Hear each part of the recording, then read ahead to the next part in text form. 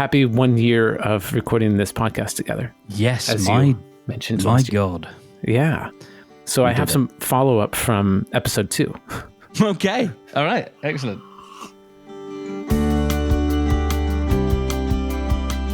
I had mentioned some of the things that were kind of on my 3, 5, 15-year plan. And you had mentioned that you didn't really have like a bucket list. You were kind of like more focused on the immediate, and you didn't really have plans for like what was to come and what you were building to. And I was wondering if over the past year you have developed a bucket list, or you've thought more about your long-term plan, or if that hasn't really been something that's been a drive for you. I'm just kind of curious about it. When I was much younger, my vision of my life as I wanted it was not to be 41 and single. That changes a lot when it comes to plans. It changes a lot of the sorts of things you do, the sorts of ways that you spend your time, obviously who you spend your time with. You know, I think in my head then, how much of this would really have been borne out, I don't know, but I think I very much have always liked the notion of sort of coming home to someone and making plans with someone. And that was always kind of the deal. I think I kind of always knew I wanted to work for myself as much as I could, or to have autonomy. And I think, you know, I sort of acted on that from a really early age. Like coming out of university, I was trying to figure out how to be a freelancer, you know, and that took 18 years, something like that, to fully happen. And I'm kind of pretty much there now. Seem to be managing okay. But I think my vision of my life, if you like, kind of ended with that idea of having someone to knock around with and see what happens from there. Not necessarily kids.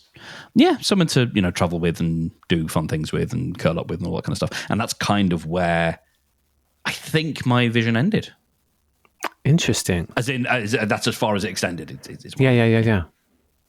Oh, it's fascinating. Yeah. I don't know that I have a clear plan. Like at the time that we were talking a year ago, I felt like I had a pretty clear, like kind of 10-year plan. Now Has it that changed? feels, it's a bit evaporated. I guess my 5-year plan, my 5, 10, 15-year plan is having kids with Margaret. And that's kind of feels, it's both a complete unknown and kind of a railroad as well. Like it's kind of just, when that happens, like that path is just kind of laid out before us, because then we have the pregnancy, and then we have the birth, you know, like maternity leave, and then we have preschool, like kindergarten, first grade, you know, grade school. Like we have like a bunch of things kind of planned out for us by default. And of course, you know, we could move around, we could, you know, there's other things that can happen, business changes and whatnot, but I guess that's my only long-term plan at the moment. It's a pretty good one. It's a pretty solid one. Yeah. It's tried and true. Yeah. So, follow up from last week's episode. The end, we had a pretty vulnerable and deep kind of talk, and I want to check in with you about that. And also, it's been ruminating since then, and I had some more thoughts on it, and like kind of the things I wish I had said to answer your question of how do I maintain my drive for healing. But I wanted to check in with you first on what you thought about that, how you'd felt since we'd had that conversation. For one thing, I'll hold this up to the camera and I'll ask you what's changed, Brendan. That is a clear liquid in a glass. It looks like a glass of water. I doubt it's vinegar. It's pure straight up vodka. Yes, there you go. It's a glass of water. It's amazing. Yeah, I think, I don't know, was it Sunday night, something like that? It was probably I did my shop at some point and didn't buy any Coke Zero.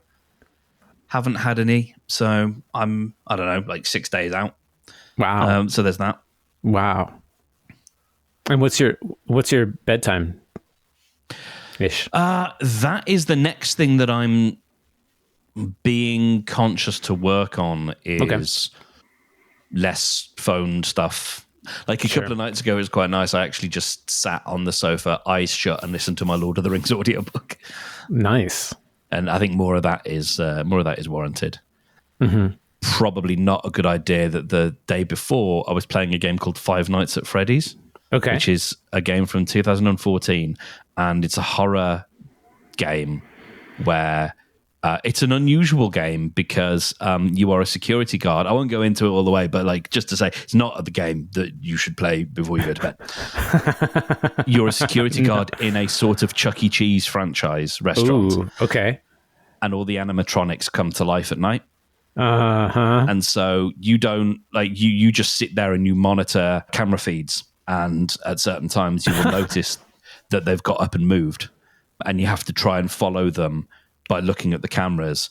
There's a whole mechanic in terms of like how you protect yourself against them and stuff. I haven't really figured out the mechanic yet. I keep dying very quickly, but it's all jump scares.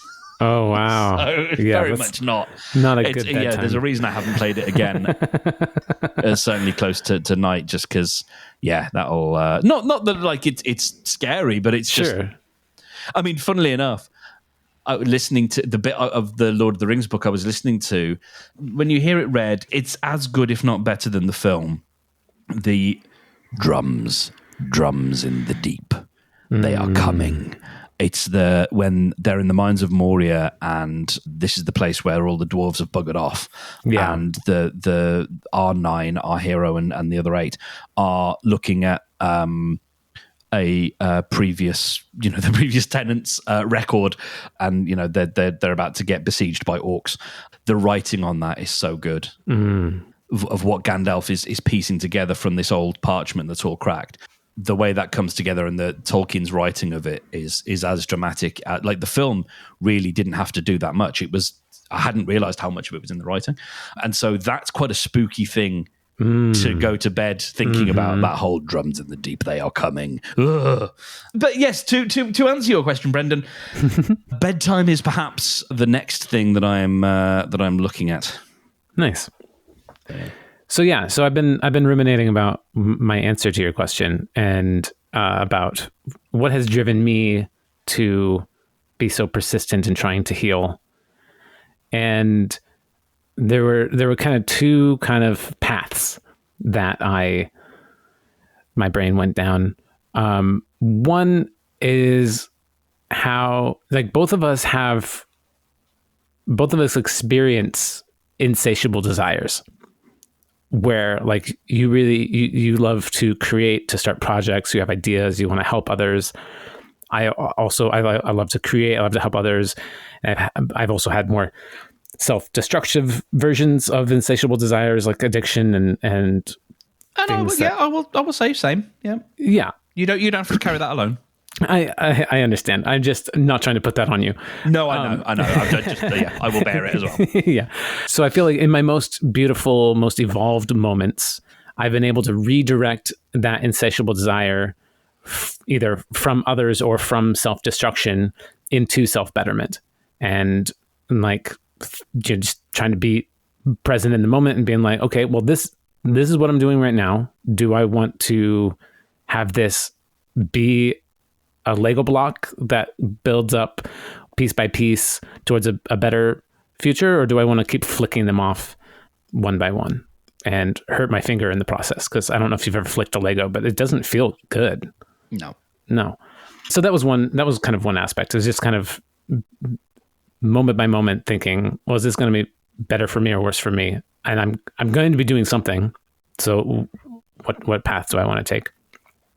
The other thing I was thinking about was Enneagram structure wise, which that's, everything is everything. It's just a tool. It's just a structure, a mindset, a language for us to communicate with.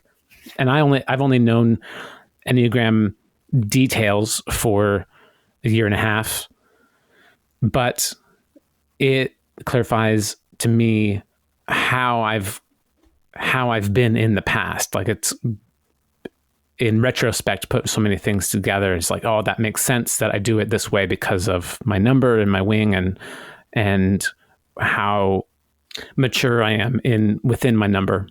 So I resonate with being a 9 wing 8, and a person has their number, and then they have their wing when they're kind of, in their 20s, when they're finding themselves, they kind of resonate to one side or the other.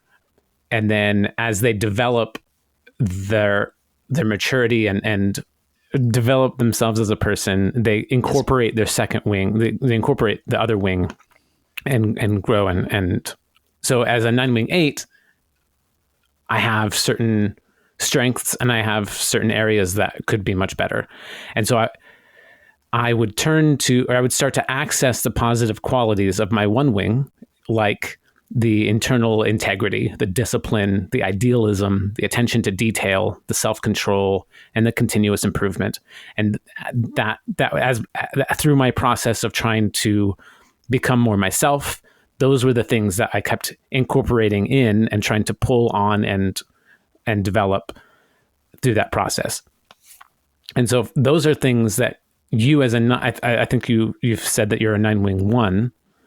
So those are kind of things that you already have, but you can start to pull from your 8 wing, which would be assertiveness, decisiveness, loyalty, and that could be loyalty to oneself, of course, hardworking, independent and self-reliant, protective and resourceful.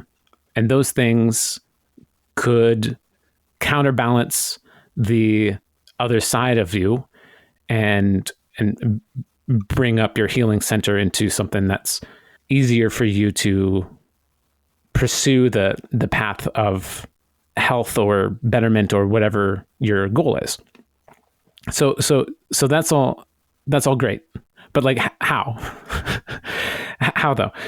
And so like the big picture is processing trauma, finding a self-care routine that you love and works for you, practicing faith, belief, spirituality, finding expanders, people that have done this before and that you can see to believe, and learning to love yourself.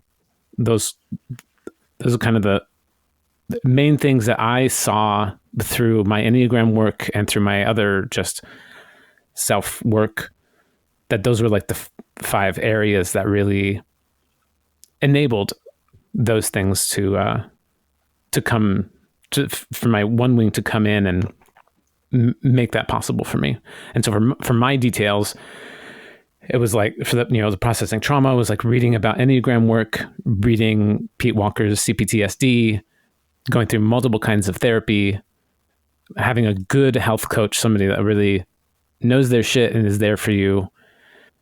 And also some other education stuff, getting a science-based course on food, because food was so trouble for me, and having something that was so based on how the body works and how the food works in your body, and not just based on like, because I was so focused on food being, I think I mentioned this last time, I'm so focused on food being the answer.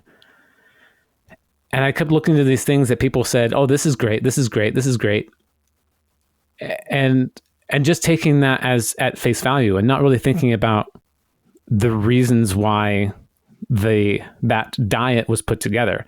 Like, a vegan diet just omits animal products, not for any reason other than morals or the environment or something, but it's not about the body. Or like paleo is like what they think people ate a long time ago, but also food is different now and we're different now and we don't exactly know what they ate and a bunch of other things. Keto is about like putting your body into a mode that you aren't necessarily also always supposed to be in. Mediterranean diet, like that's like super close to the Bean Protocol actually, but it's just like, well, these people over here are kind of skinny and look good, like I don't even know. Must be doing something right. I mean, yeah, they must be doing something right for sure. But also it's just like, what what's behind that though? Yeah. So there's finding a diet that was like, okay, well, this is based on how microbiology actually works, like how these things work together. It's, for me, that was like so important. And the TBM guided practices to unlock myself was super important. Falling in love with my faith, which was such an interesting process for me. And I want to put a pin in that and get back to that later. I have like a lot more written about that, about how I believe in God now. Wow. I feel like that's like a much bigger topic than we probably have time for today. Maybe we'll get that next week. But like my faith is really music. To really dumb it down, that or at least that was what unlocked faith for me, is finding it through music. To go back to your long-term goal a bit, like I can't discount the incredible help I've had from my partner, being a mirror, being encouragement, being motivation, and being a community support. And that's like, it's so helpful. Margaret has been an incredible boost and guide and so many things. I've become, or I'm becoming aware of, or thinking about, and I had this thought, whether it was last night or this morning, about a couple of things really. Firstly, feeling, when I say doing it alone, I'm not discounting the friends and the loved ones that I've got with me, but I think you know what I mean. Yeah, for sure. And also like, it was interesting. Like when you said sort of health coach, and I thought, yeah, like that's I don't know if that's capital H, capital C health coach, what I need, but something, and a level of not just accountability, but actually a running mate, or a someone who is aware of all of the stuff and knows when it's okay to not to lean on that, but to say, okay, working within these, or working with that understanding, this is how we take care of you, versus, well, this is what my particular doctrine says, regardless of what particular, however way your brain works, doesn't matter, because I've decided that, this is the system. So, working with someone who understands both, I think would be, like a health coach who specializes in working with neuro spicy people, whatever. So that in itself, like, and the understanding that, as much as I can say, I think I'm sort of done trying to fix this without, for want of a better word, professional help. By fix this, what I then mean is the pursuit of just feeling okay. Whether that's sort of equilibrium, or there's a thing about being below the line versus above the line, meaning the sort of sense of agency or sense of control you have. At the moment, I think I'm more observer of myself than I am sort of acting. And I want to be acting, but I'm also in this sort of stage where it's not that I'm unwilling. It's because I am. I'm sort of not sick, it's a little bit dramatic, but like, I'm done with guessing, and I think I would like a plan. There's some stuff to be worked out, whether it's next week or whatever, when I go and see my doctor to see about some stuff, and we'll see how things are and what they say. I don't hold out great hopes, just because there's not a lot that you can accomplish in a 10-minute discussion with a GP. No. I would like to take charge of things, I think. What I wouldn't mind is a temporary equilibrium support mechanism so that I can find the long-term thing. Whether that's really good sleep so that I really feel really energized and ready and in control and up for like seizing the day and being on, Johnny on his bullshit, or whether it's something just to even out the imbalances. I don't know. There's just right now there's a lot of unknowings, and it's a little bit frustrating. But yeah, what I want to be able to do is just say, all right, let's take charge, take control, but do it from a place of a supported place where maybe I'm working with someone who's kind of got a plan and we're working through the plan. Sounds really good. I have a serious question that might sound frivolous. Okay. And it's unrelated to what we've been talking about. Right. I don't have a great actually form of the question. I have just kind of like thoughts, and then I'm just going to put a question mark at the end. Okay, cool. So it's like it's super common. It's a super common narrative for someone to feel weird or special or odd or out of place. It's like baked into the hero's journey. You know, it's in so many different shows and books and everything that a person feels out of place. A person feels, you know, like they're special. They don't really belong.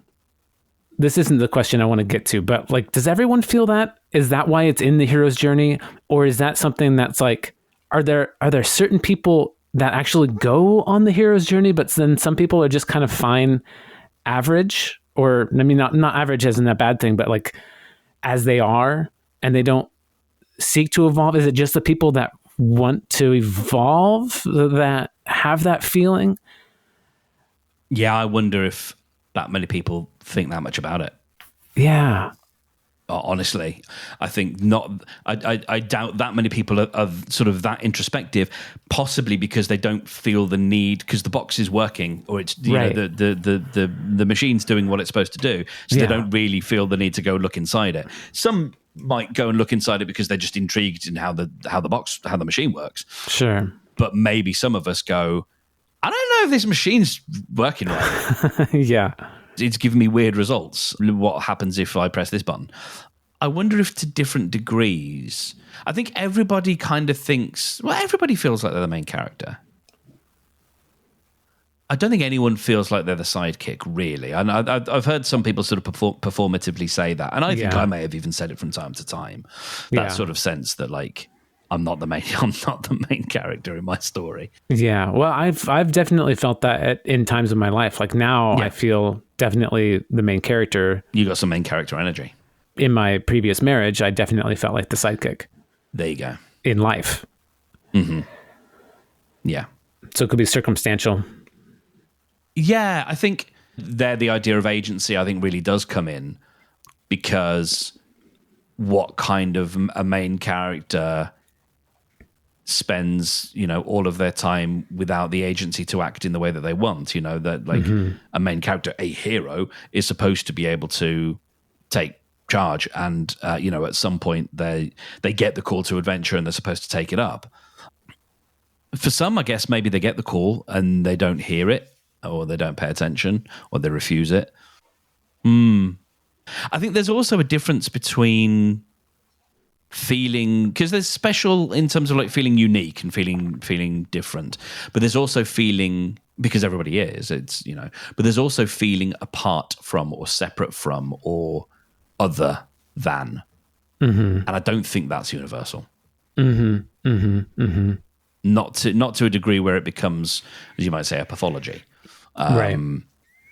Yeah, then there's the whole thing about like an almost dysmorphic idea of like, do you just feel that and you're kind of normal, or do you feel that and like, I know I am like a weirdo, like I know that because I know what is in my brain, and I know it's not normal. But you don't know what's in everybody else's brain, and you don't know how normal that is. This is very much true, and this is very much the case. So yeah, you're labeling yourself, but you feel super confident about it.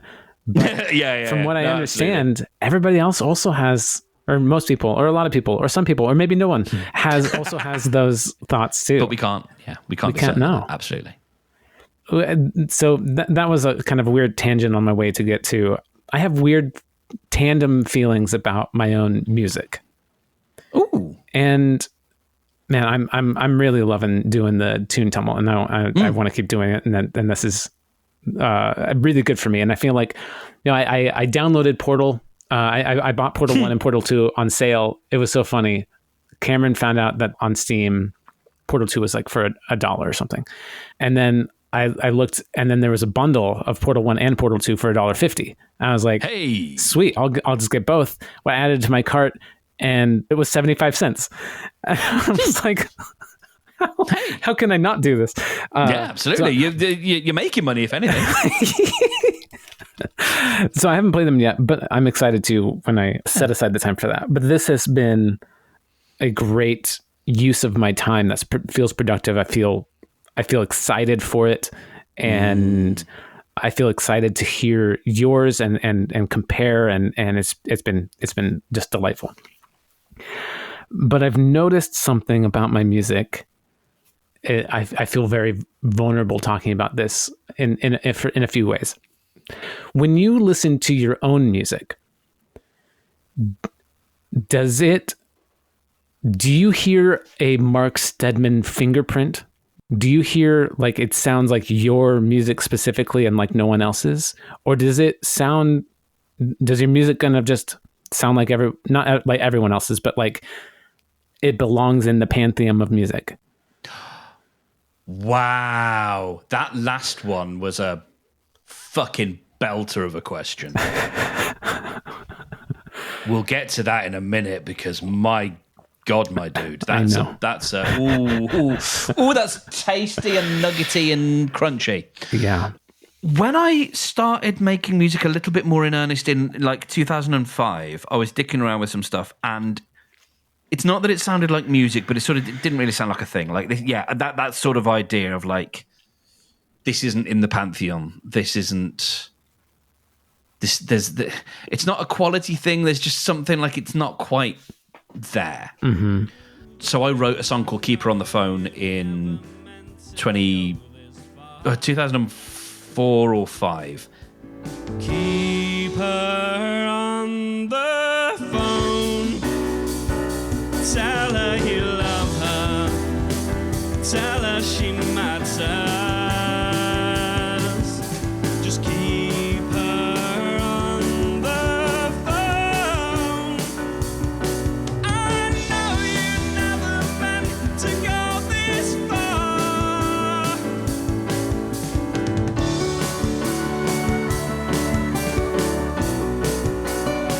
Probably the best song I've ever written. And I've written quite a few since then, but it was one of the first times I started to see a difference from teenage approximating what a song is to actually going, no, this one counts. Like this one, like, yeah, this is a song. But then when it came to producing it, it never came out the way I wanted it. Oh, I relate. Yeah, and I think that the version that I did in 2017 is the closest to in my head to how it should sound. It's funny enough, actually. I was thinking in the shower this morning. I was singing through some of my old songs. There are songs that I created that you don't know about that I think you would enjoy, because one of them was called "Zombie Together." Ooh. My love is gushing, let it pour out. I would have said I do if you hadn't ripped my jaw out. Those bonds of love will one day sever, but for now here we will zombie forever. Which I wrote in 2010. It was for a podcast because we were short on time. We came in under time, and I decided like I wanted the episode to be like whatever it was length, and we were under. So I wrote and recorded this song in an evening. And in terms of my silly, like I don't like using the word comedy in terms of my music, because that elevates it in a degree that I don't like. But it was intended to be funny. There you go.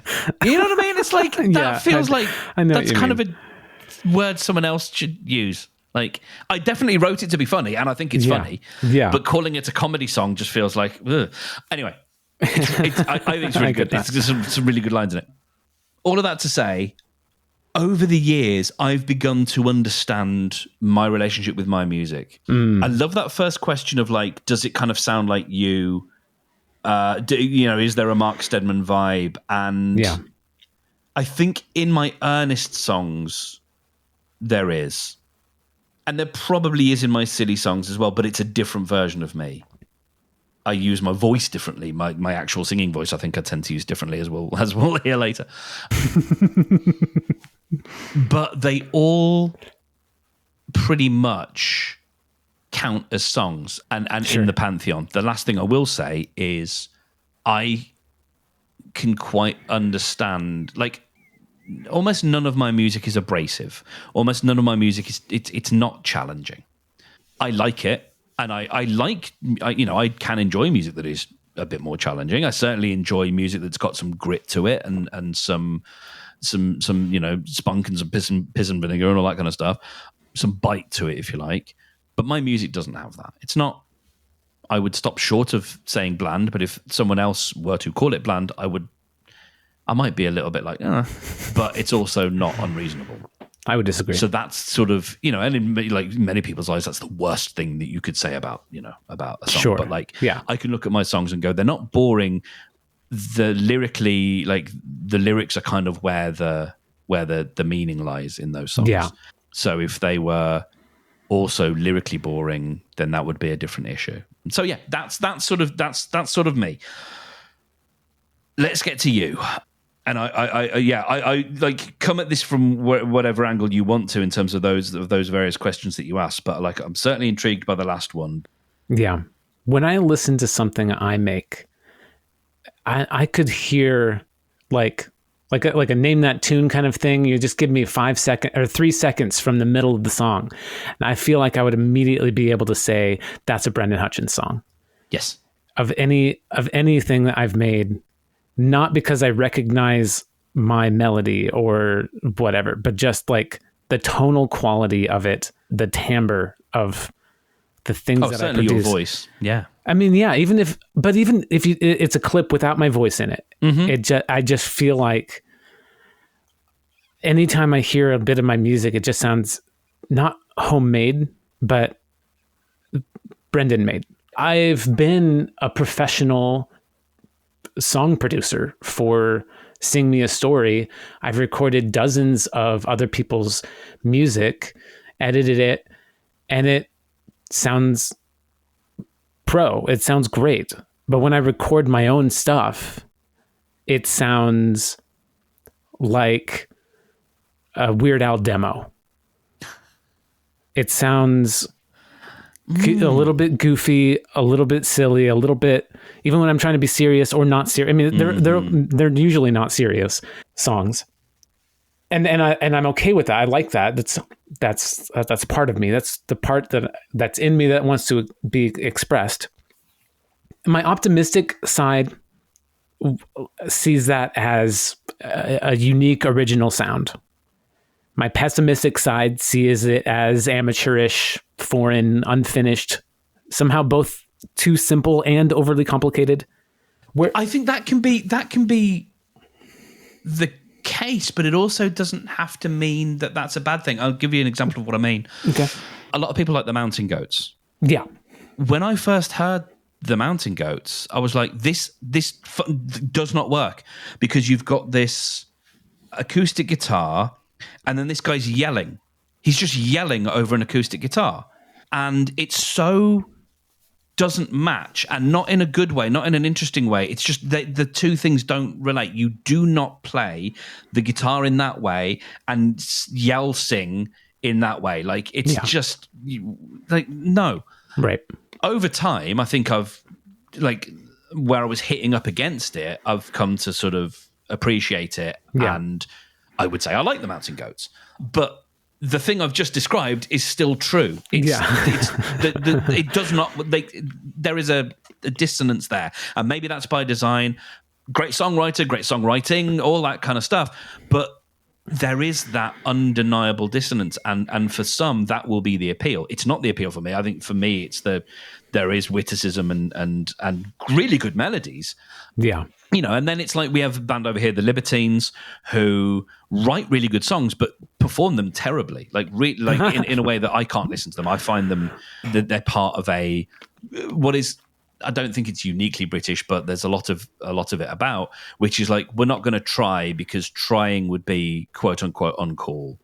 So all the trying that we'll do, like we'll do that behind closed doors. We'll write good songs, we'll write good melodies, we'll write good lyrics, and to some degree catchy lyrics, but we're not going to perform them that way because that would be too vulnerable. And that for me is the Libertines, and I can't stand it. It's a real shame because the song's really good. So all of these, but there's people they're a hugely lauded band. There are lots of these things that, yes, like you have a sound. There is an earnestness, I think, to the way you sing that maybe belies the lightness that you feel about the songs. Because I think you present them, we've talked a lot about pop punk, and there is an earnest, in your face kind of way that you present those songs. Yeah, you are making more of a statement musically than I am, because you're saying, because this is, and that's not happening by accident. That's a sound that you're choosing. That's an aesthetic that you're choosing. That's not just, and that's kind of the thing I want to get to, is like all of that is on purpose. So all of that sound is on purpose. I think we all are going to look at our stuff apart. It's going to be apart from everything else because we were there at the very genesis of it. Yeah, and that was kind of what my earlier question was about the fingerprint, about feeling like it's about you're able to hear it, you're able to know it differently. So that's good to hear you say that. Yeah. And there is an earnestness, there is a presence delivery thing to my music. Like, it is intentional. It is actually coming out the way I intend. Mm-hmm. Yeah. And I feel that. Yeah. I feel like you are making the music you want to make. I am. And that's not always the case for people, I think. Yeah, and it hasn't always been the case for me either, for sure. But I'm getting so much closer to every song. It feels like I'm getting closer to what I'm actually trying to say with that song, with that new song. That feels like a very, like that. I think there are, when I say successful, I mean, like monetarily millions of records or whatever.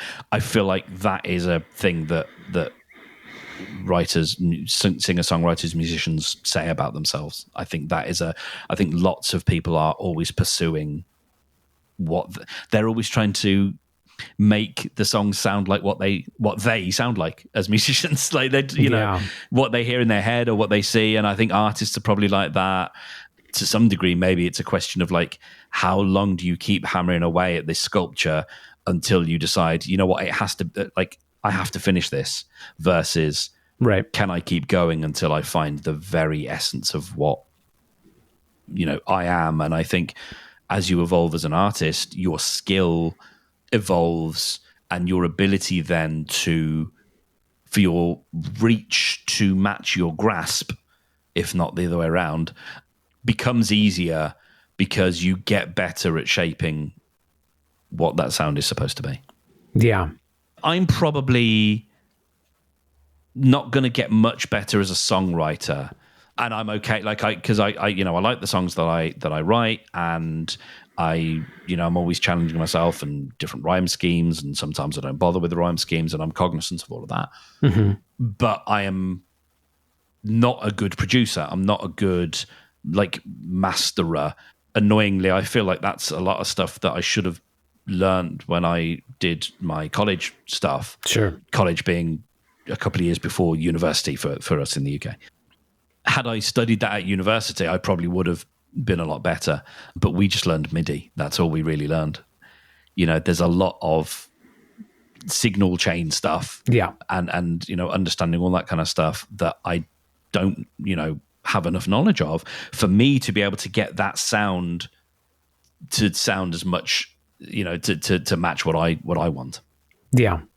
I feel both shame and pride around my lack of traditional music education. Like, I was in choir for 3 years in high school. I took music theory once. I tested out of a music class in community college because I thought that I already knew it all. And like I never had piano lessons or guitar lessons or any one-on-one. I had some singing coaching for like 3 months or whatever to prepare for a solo. Otherwise, I've had no one-on-one training, and I've always taken a lot of pride in that. Like, I'm self-taught. This is awesome. I've learned what I've learned all on my own, and I've done that through with remodeling. I've done that with a whole bunch of stuff.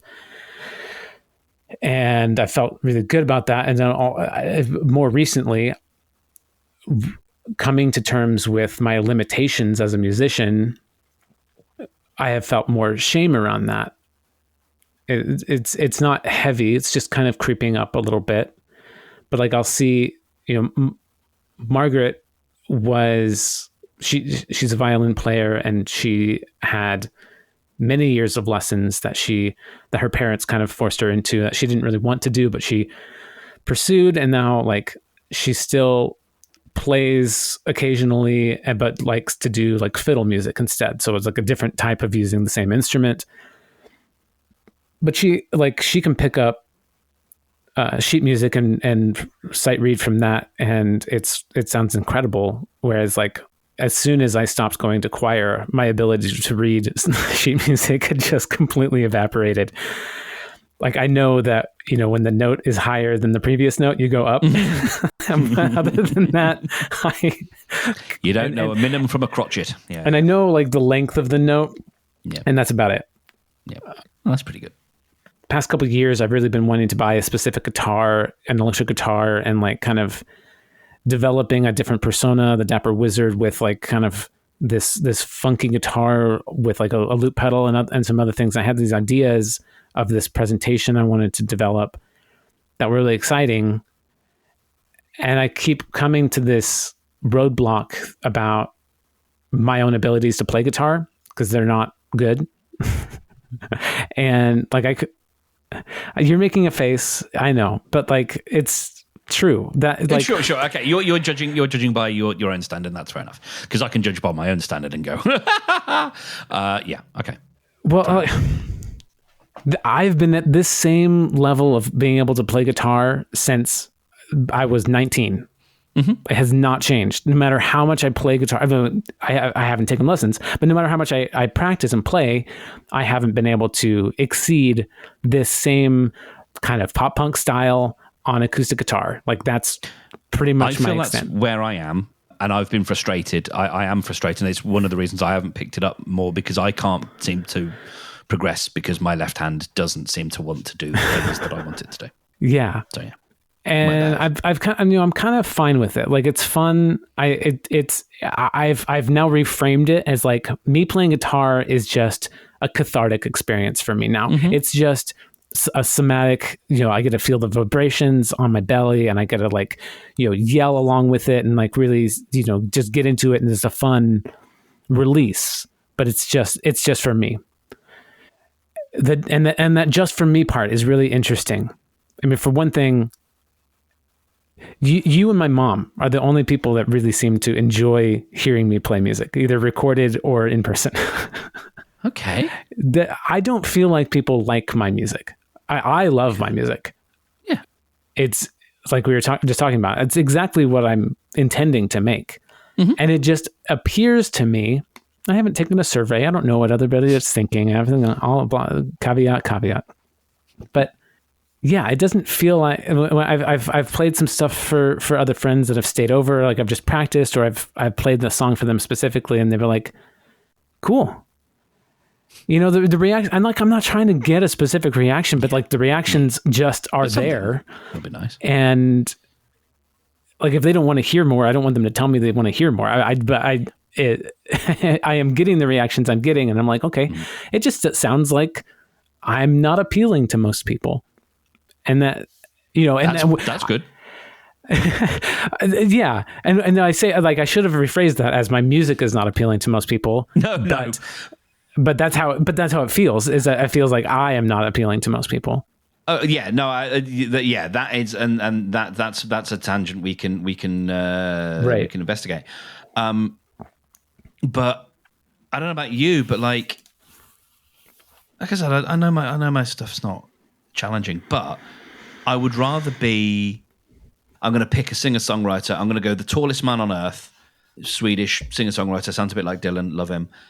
I would rather be him than Coldplay. Because, and I find this, like, I find it weird that U2 has fans. Because I'm like, not that you shouldn't like their music, but like, they don't engender any sense of like, like, what is there to grab hold of? Yeah. In a sense that you're like, it's a beautiful day. They don't need fans. There's just something there. And it's like, I kind of feel the same about Coldplay, and there's a couple of others. I'm like, and again, like, I'm not yucking anyone's yum. If you enjoy it, that's fine. Sure. But the idea of being a fan of those bands, I'm like, who benefit? Like, what? Yeah. Okay. I mean, fine, but yeah.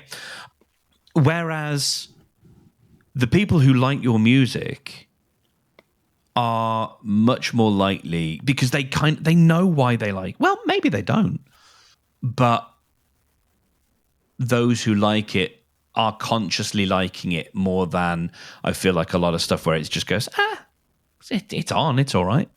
You know, your stuff is not as easily ignored. Yeah. And also I feel like I probably care about not only my music, but music in general more than maybe the average person. Like I just mentioned, it is my faith. And so it hits me when I listen to somebody else's music more. Like I get really animated. I get really involved. And honestly, when I share somebody else's music with somebody, also don't get the reaction I expect. Like, this is an incredible track that we're listening to. And they're like, yeah, it's cool. Okay. Okay. This moves me. Yeah. Well, that's an interesting thing, actually. And I'm glad you said that, because I have a thing, not necessarily with my music, but certainly with other stuff. There is a thing called I can't remember if it's called like the author bias or the creator bias, where because we know the effort that we've put into something, we value it higher. Yeah. I think it's really interesting that you make the point that you're like, this moves me, because that is a different thing from defending the art. From defending it from a point of, sure. I made this, like, I put loads of effort into it. You should like it. You should be able to hear the effort. You're like, no, this like has emotional resonance to me. That's a different thing. And that's wonderful. Yeah. There's a couple of my songs that I can think of. Keep Her on the Phone maybe being the most of that does, for me, have that resonance. And sometimes I will just want to listen to it because I'm like, I like the song. And there's the song about my dead cat, and I like that song. And there's the song about musicians, like a love letter to musicians in Birmingham that I like. And sometimes I'm just like, I just want to hear those songs because I like them. Yes, I made them, but also I unbiased, like I like them. They are to my taste. Yeah, for sure. If you're making music to your taste, then fucking brilliant. Yeah. I've listened outside of the actual production and, listening through as you're editing a song. Outside of that, once I've finished a song, I have listened to my songs probably tenfold the amount of times that every other person who has ever heard my songs cumulatively. I definitely, I'm making the songs for me, and I fucking love listening to them. I listen to them over and over again. The other little bit of fear and shame I have about my music is my hearing loss and tinnitus. I'm no fucking Beethoven, but like I do have like, I feel like there's this gaping hole of what I can understand about my own music or what I put out. Like I had this isn't music related, but it's audio related. I used to record podcast playlist with a snowball microphone that I had dropped and taped back together, and it produced a whining, hissing noise that I didn't know until a friend who listened was like, "Hey, did you know about this noise that's coming through on your latest episode?" I'm like, "No, I had no idea." And I listened back and I couldn't hear it. And then I had to put it through a spectral analyzer, and I saw the little peak of where it was. I'm like, "Fuck, And so I used EQ and cut it out and then posted it back up. And then I reached out to the guy. I was like, hey, can you listen again? Is it gone? Because I can't hear it. Mm-hmm. And it's just so heartbreaking, disheartening. And, especially as somebody who's like editing other people's things and supposed to make them sound good. And like, I feel imposter syndrome is the wrong word, but it's like unqualified, incapable of being qualified because I have this certain disability. Yeah. And no idea what that's like. Oh man. Yeah. I know you can't relate, but no. Like just try and put yourself in my shoes. Yeah. Yeah, no, absolutely. Yeah. Someone who designs artwork for people and builds websites. Yep. Yeah. Yep. I'm dreading the moment where, and I don't think it's ever come up, where it's like I've made a choice because of a visual impairment issue that someone then needs to call out. And it becomes a thing. Like I'm so lucky, touch wood. I don't think it's ever been a thing where there's been a mistake that someone else might not have made, but for my visual impairment. But it's definitely a constant fear. Yeah, for sure. So I can hard relate. These thoughts came to mind because I was digging around in my file system and I found a song that I wrote in 2019, and I'm curious your take on it. It's some vulnerability in it. It's very much a me song, and that was the point. Is I listened to this, I was like, this sounds exactly like every other song I make.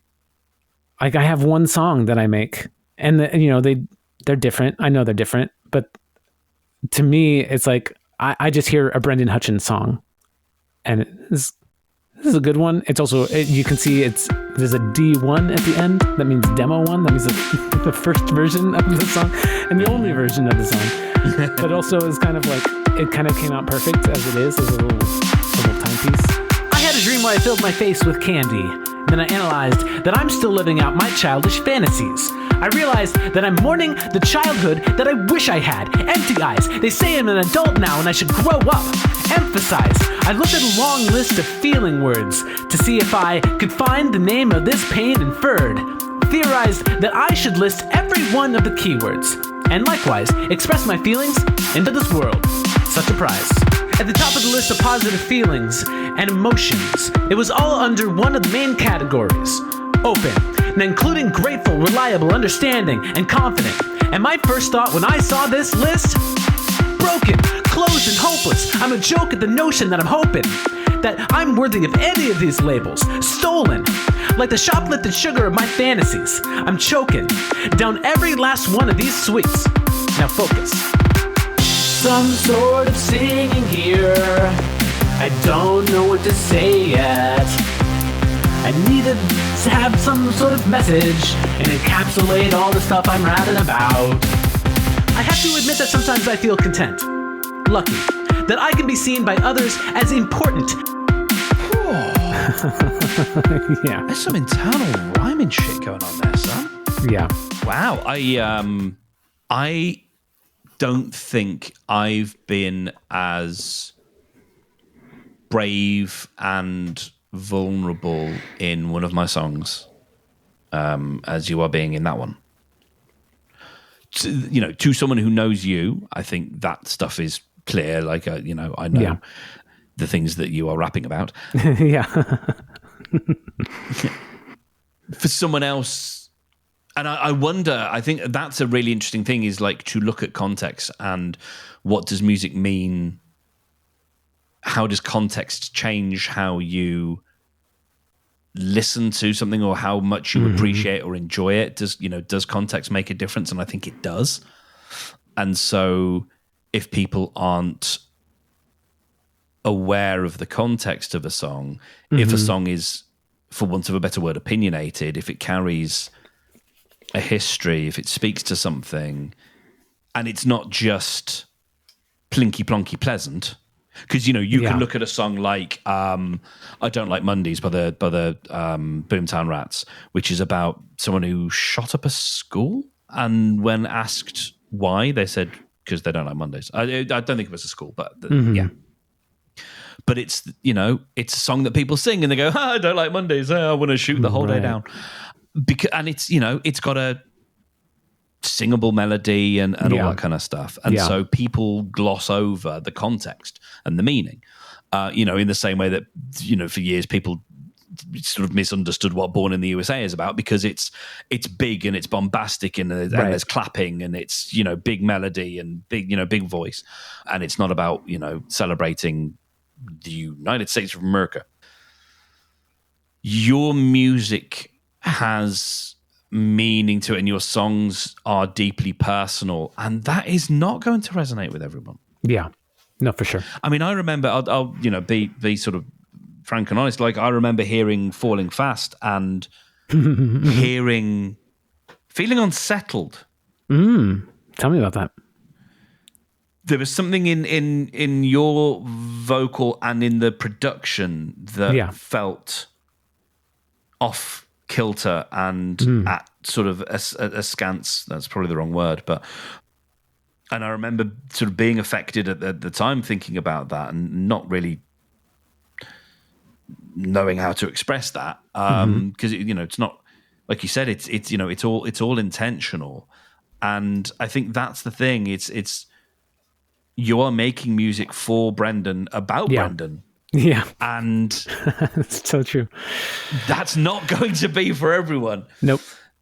You know, because you don't package them up in like in a sugar-coated melody, for example, that makes it very easy to go down, to make it then anodyne, and for then people to kind of not, like, your shit is there on the surface. It's not buried behind a bunch of stuff that, like, you could go and find. Like, it's there, and if you engage with that, then that's what you're engaging with. Yeah, that's actually really funny. So there's a new album that I'm obsessed with right now, High Resolution by Casablanca. And when I listen to it, it is almost exactly what I want to produce with Cameron when we make our album around the stuff I wrote during my mushroom trip.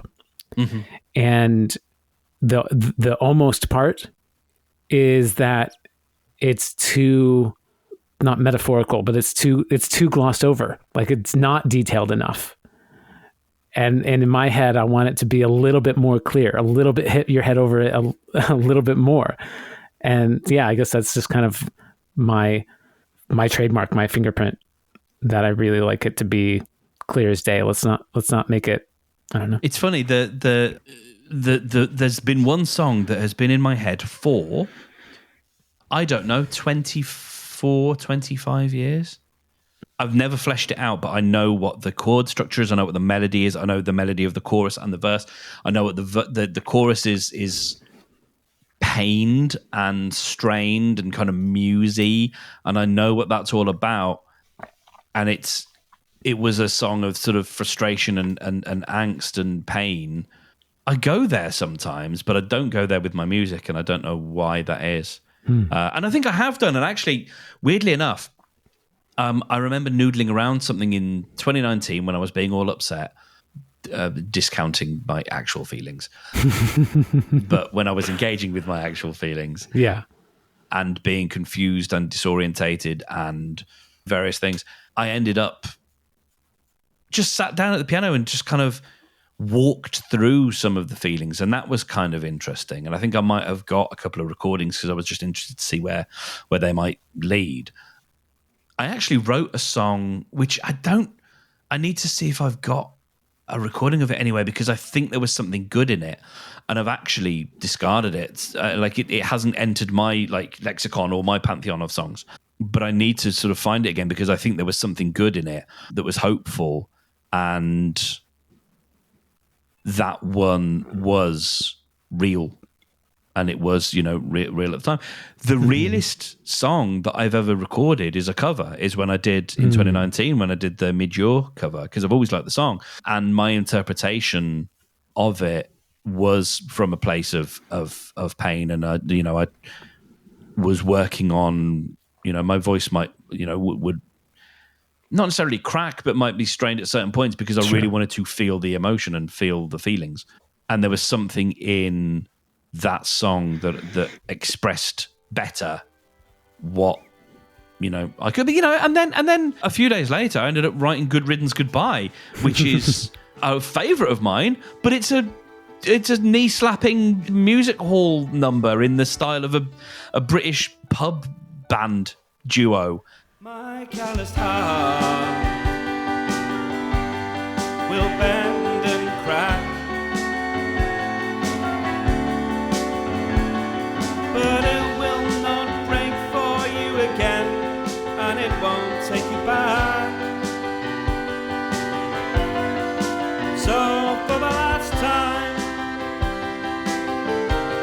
with a tear in my eye, and if you were in doubt, here's the door. Good riddance, goodbye. And just to be clear, it's your fault. Good riddance, goodbye. Like Nice. a couple of Cockney guys who used to make music. They're called Chaz and Dave, and it was in this sort of very like, hey, knees up mother bro, gotcha, like whippy-dippy-doo kind of style. Maybe because out of a fear of like really engaging with the fact that I Sure. was fucked off, you know. But you do, you go there. Yeah, I do. Well, thanks for Speaking of songs, indulging. Yes, let's dive in. It's time. yeah, it's time. You go first. I'm going to go first this time. I Yeah, think. you go first this time for sure. Any preamble? No, I kind of don't because I sort of Yeah, it'll be what it is. let's hear it. Oh Lord, set me free. It's like I'm being held hostage by my ISP. This bad connection is a crime, 'cause we keep on asking all our questions at the same damn time. I interrupted you first. This lag is the worst. Don't give me that wait, no, you go, it's your turn. All of it melts my brain to dirt. Don't act like you think my connection don't stink. It's like this whole damn online conversation's cursed. I interrupted you first. I see that puzzling on your brow, 'cause I keep answering the previous question, not the one you asked just now. My new computer's all the rage, but I'm a has-been just broadcasting from the Faraday cage. I interrupted you first. This shit is the worst. Don't give me that hotspot signal block call drop. I just gotta get this all reversed. Now everyone knows my connection blows. I just need to get my home broadband subscription reimbursed. I interrupted you first. There you go. Love it. Did you add little like connection loss noises, like little? There was a bit Yeah. noise. Yeah, I halfway heard through. that. Oh, great rhyming. Oh, that was good stuff. I like that a lot. Thank you. That was fun. That was a fun one. Yeah, this was harder.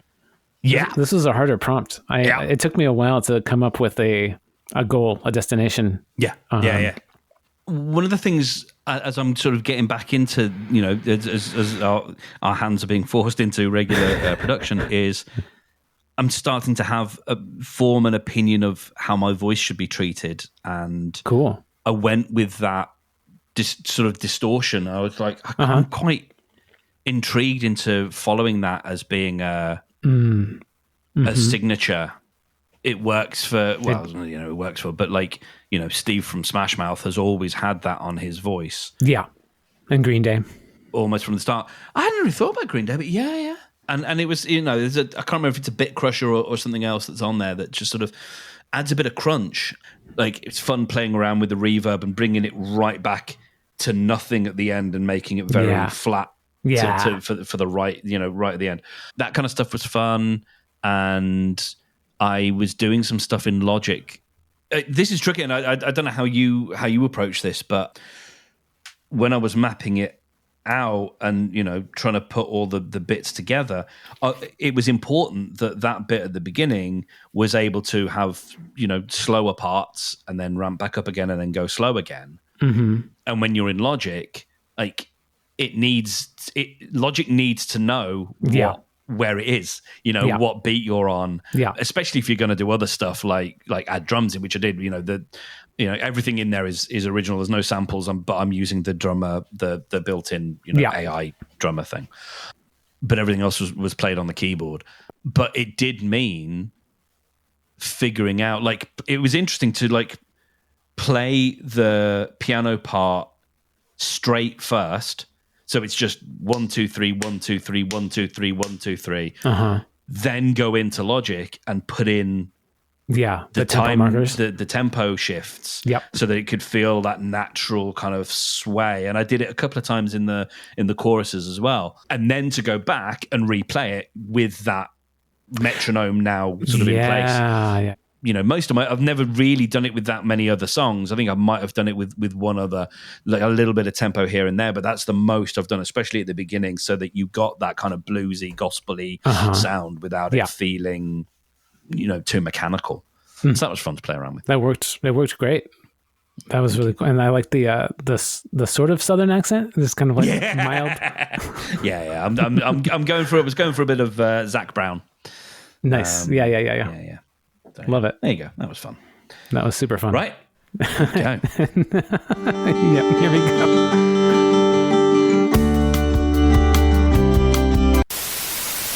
Oh, shit. Oh, shit. We interrupt our program to bring you this important message.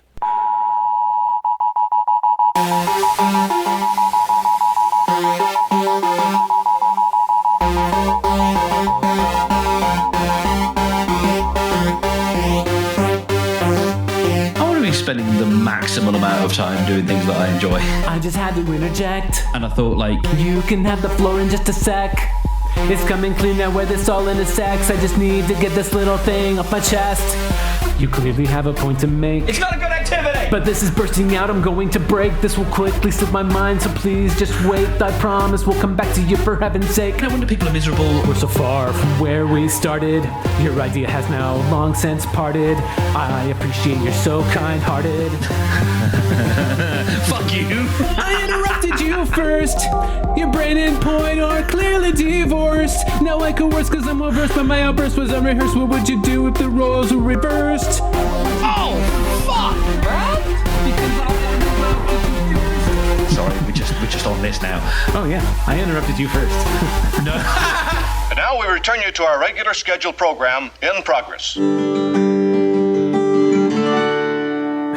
Fuck me, dude. Out of the park, my boy, my sweet, sweet boy. Oh. Thank you very much. That is so good. Oh. That's so good.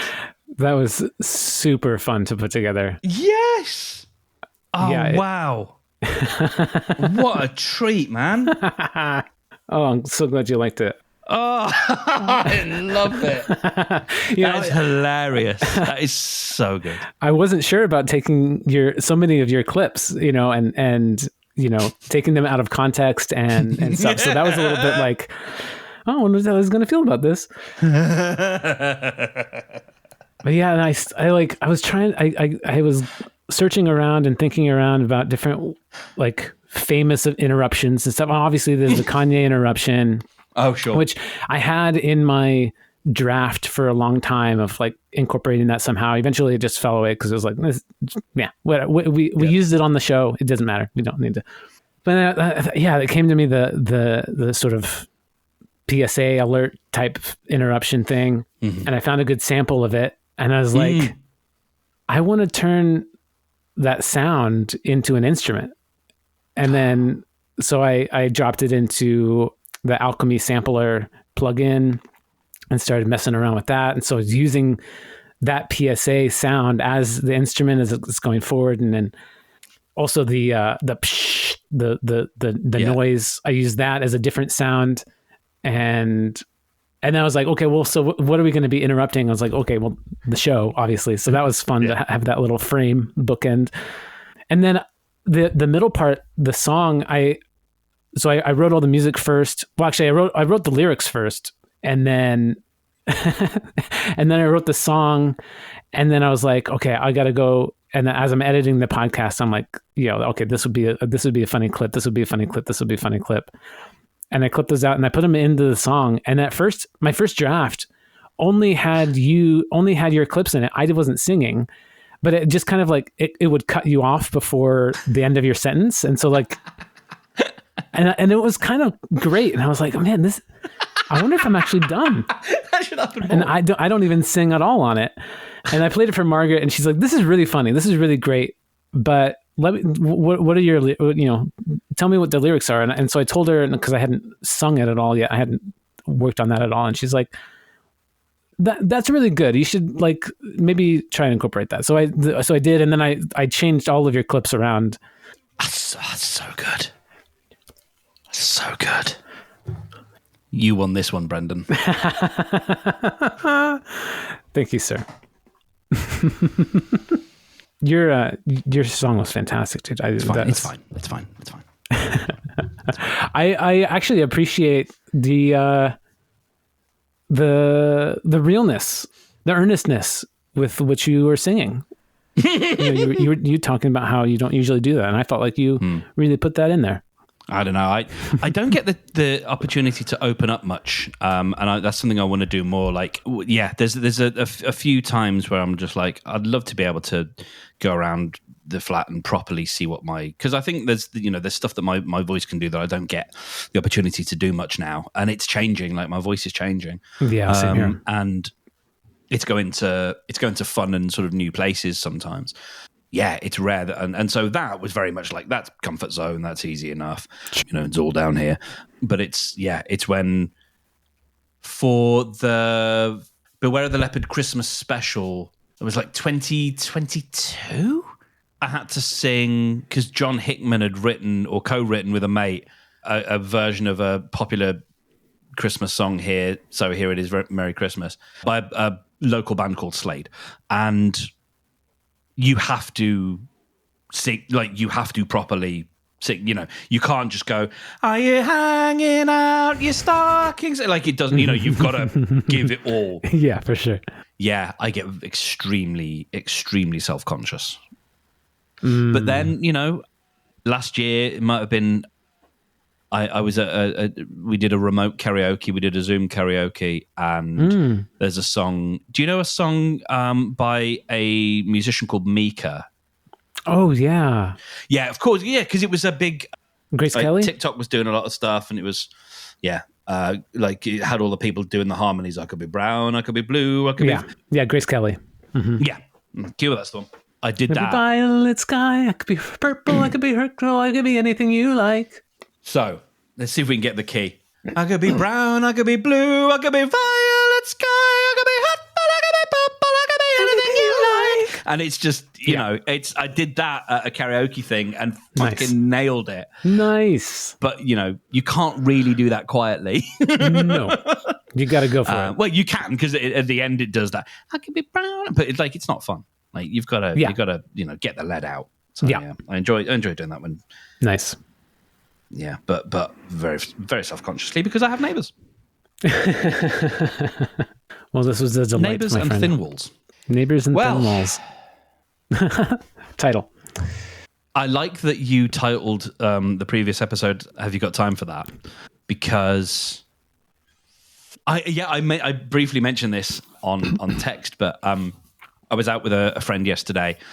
We've sort of reconnected after like not having spoken in that long, and we sort of pass each other online kind of thing. Mm-hmm. And we started sort of hanging out, and she was showing me around my local area bits that, I never really showed you because I didn't really know that much about them, but like, they're kind of on my doorstep, and there's just fun little bars and places to go and things to do.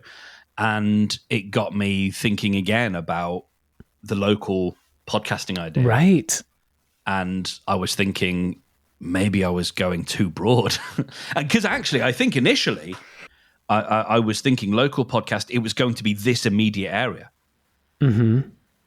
And I'm sort of returning to that as a way of allowing me to be out and experience new things, because there's like pretty much something on every week, whether it's an open mic night or some comedy or art and that kind of stuff. And I still love the idea of being plugged into an ecosystem, or plugged into a network. Yeah, community. A scene. Yeah, a community. I love the idea that, a way that I know how to do that is in podcasting and its ancillary forms, newsletter and all that kind of stuff. Yeah. And it's, its main driver being it'll, get me to go out and experience new things and be out of the house and meet some people and all that kind of stuff. So I love that. It's come back to the fore as an idea that I don't have time for. As I've said before, we make time for the things that, as I think is said in the song, we make time for the things that bring us joy. I love that.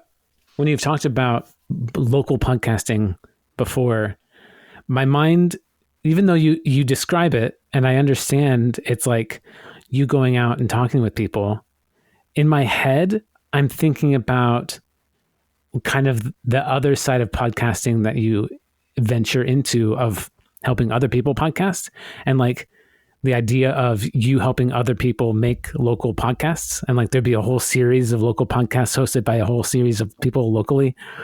And I just think like, man, how not complicated, but like, Brendan, do you know me at all? I do. Do you not think I do think that has, sorry, that sounded really aggressive. I'm being humorous, listener. Yes, that has crossed my mind to the extent, Brendan, that I do own the domain name soundslocal.co.uk. Oh my gosh, that's amazing. A couple of months back. Yeah. So, yep. Yeah, no, I do. Sounds local, a community interest company, they're nice. In community interest companies, you can earn a profit, but the profit has to go back into the betterment of whatever your community interest is. That feels dope. So yeah, that as a thing, it has popped into my head. It's very, very 2009. Or 2008, because that was a big thing. Like in 2008, there was an ex-BBC guy who was the podcasting person in Birmingham. And, in many respects, he was probably 12 years too early. If he'd have done that just before the pandemic, right, where everybody discovered podcasting again, he would have had a boon. But there you go. Yeah. So the podcast really is just me here reading a bunch of, I'll be writing some stuff, trying to be informative and maybe a little bit funny about stuff that's going on, and then seeing what happens if I take a bunch of stickers and flyers and things like that to the various places of, in Sturchley, and say to people, feature yourself on the podcast or something. Yeah. I also imagine, and you'd have to get approval from the people that you record, but I imagine like you take a field recorder out to an open mic or to like an event or whatever, and capture a little bit of the live action, and then play that on the podcast. And I'm so glad I bought the little Hollyland mics that I bought, because they're just so easy for that kind of stuff. Right. Yeah those there's are all cool. sorts of options. I'm relishing the thought of being a little bit overstretched, like in a sort of fun way, where there's lots of things going on. I think I would rather that than, not much, especially if it means being out in the world. I'm moving in the right directions of the things that will bring me joy. I'm just not experiencing the joy, but I know that I want to be doing the things because they feel like good and nourishing things to do. Yeah. And that's where I'm like, I don't know if it is a chemical thing, or whether I've just got to wait out, various bits of my brain chemistry to even out after, the equilibrium that the brain seeks after dealing with whatever. So I don't know. To kind of encapsulate what I had been talking about with, or the reason why I brought up Candy Demo 1. Now, after hearing I interrupted you first. I'm wondering, do you hear what I hear in that the song sounds almost exactly the same? What I hear is you have a signature. And that's not unusual. Like the Strokes, all the Strokes songs sound like the Strokes songs. Yeah. Like that's not the case with every band. No. And for me, that's one of the things I do like. Like I like experimenting and playing around with different genres. But what I do find is when I pay attention musically, I come back to similar things, actually. I come back to similar instruments because I just love how they sound. I use an instrument that is modeled after something called an erhu. I think that's probably not how you pronounce it, but it's a very odd-looking, I think, Japanese instrument. Might not be. And I love the sound of it. I love what you can do with it when you play it on a keyboard. Because on the surface, it has a violin kind of sound, and that's how I used it in this track. But it also can do some really lovely things with it through modulation and just playing it well. Like it can be beautiful. And I used it in, I think, all three of the songs that I did on my 3P in 2017. Mm-hmm. And I think, again, when I did the cover. So I don't know that they necessarily sound, maybe they do sound the same, but yours, you have a style and you have a signature. Like, you know, like some people, like all Mountain Goat songs sound like fucking Mountain Goat songs. Yeah. I think it's a good thing. It's like, I can tell the difference between the songs, though, and that's not always the case. Like, if I think about Zac Brown, like, I love the Zac Brown band, not all of them exclusively, but like a lot of their stuff, because a lot of their stuff, there's a couple of albums that are so varied, and that, for me, is a treat. Like, I love that. They are very, very different, and if it weren't for the voice, you could absolutely be forgiven that they are for thinking these are completely different bands, especially the album Uncaged. It's bonkers how different, like, all of the songs are. When they do their like proper roots ass country ass songs, you couldn't fucking put a cigarette paper between some of them. They because there are melody choices that they go back to, there's chord choices that they go back to, there's arrangements that they stick with, and they all sound like the same fucking song. Yeah, yours don't sound like the same song, but they do sound like you are drawing from a palette, and that's great. Yeah, I hear you. I like that. Keep drawing from it. Keep painting from it. I appreciate you, brother. Same. And as always, correct me if I'm wrong. Sorry, I interrupted you.